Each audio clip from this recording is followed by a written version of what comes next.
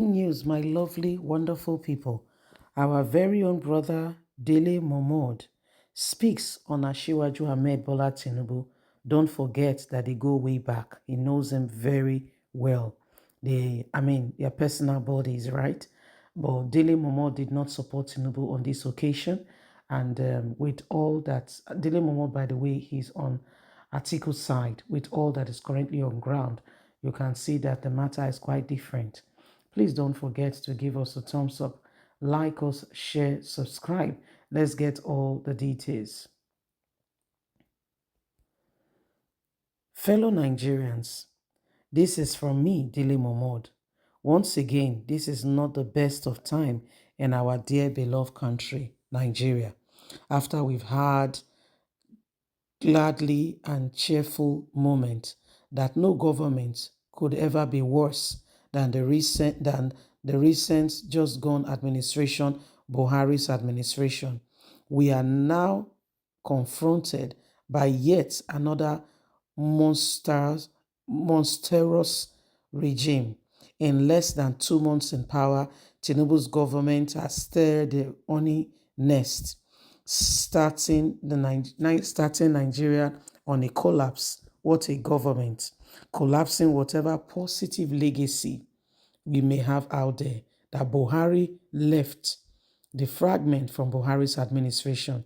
Yet we have Yet we have assumed that expected the president Bola Ahmed Tinubu to be far better prepared and more visionary than Buhari and his last of all destruction he caused this nation.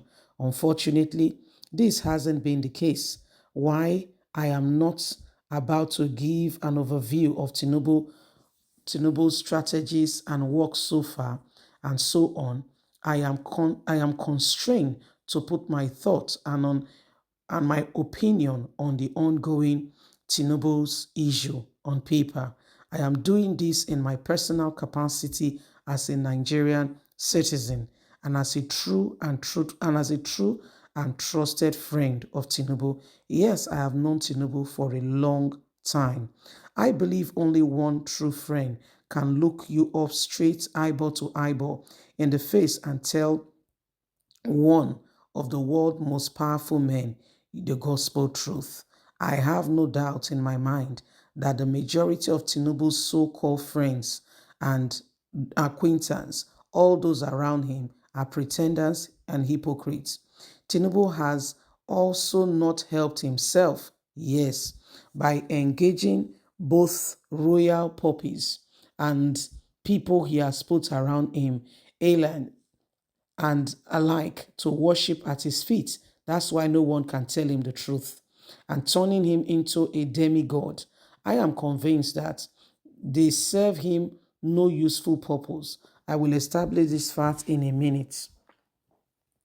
The Tinubu did not begin yesterday. It started after Tinubu returned from exile and in getting into government of Lagos State in 1999 and instantly becoming the biggest benefactor of our epic battle in exile during the days of the military.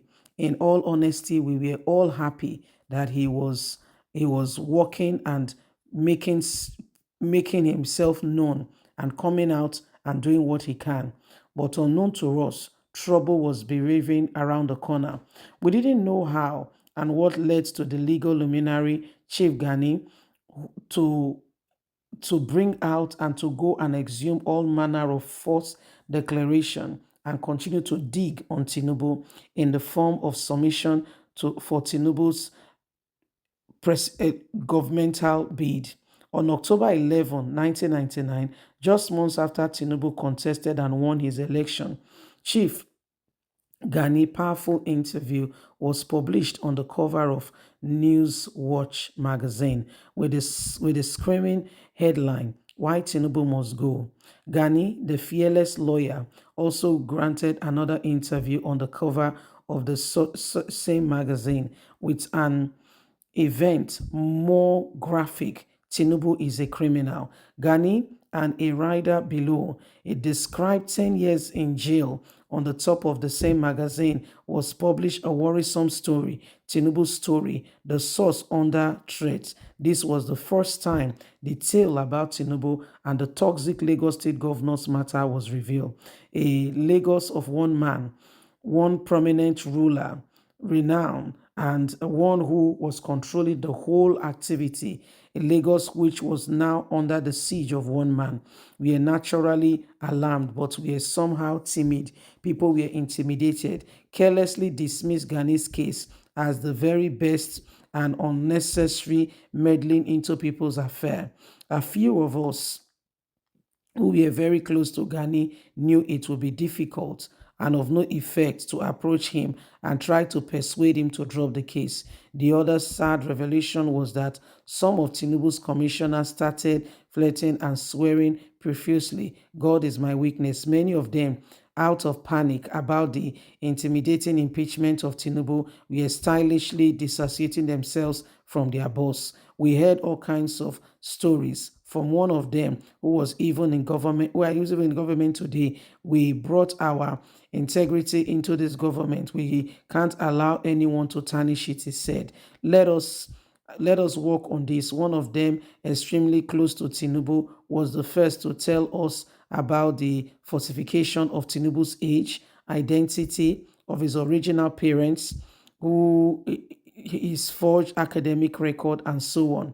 This chain smoking gun claimed absolutely knowledge of Tinubu's life. He told us in my archive, in my Accra days, that anyone who tells Tinubu the truth is instantly marked down as an enemy. So he has stopped telling him the truth. With this kind of mindset, you can imagine what quality of advice Tinubu gets regularly. Nobody can tell him the truth or you are gone. Out of these blues, my very daring and loyal friend Tokumbo decided to beat the bullets on behalf of Tinubu.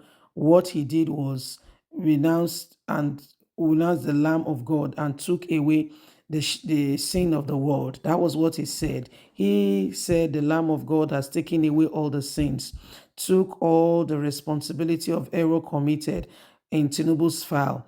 Miraculously, Tinubu was saved and we were all relieved. Everyone is asking me how Tinubu composed himself and was able to go through that season. My answer is I don't know.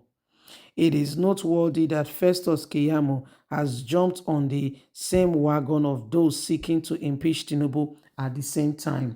This was one of the same persons. Right now, Festus Keyamo is one of those benefiting from that government. So this is our brother revealing to us some of the things that have happened before now and telling us that there is something about Tinubu. Please don't forget to give us a thumbs up, like us, share, subscribe. Thank you.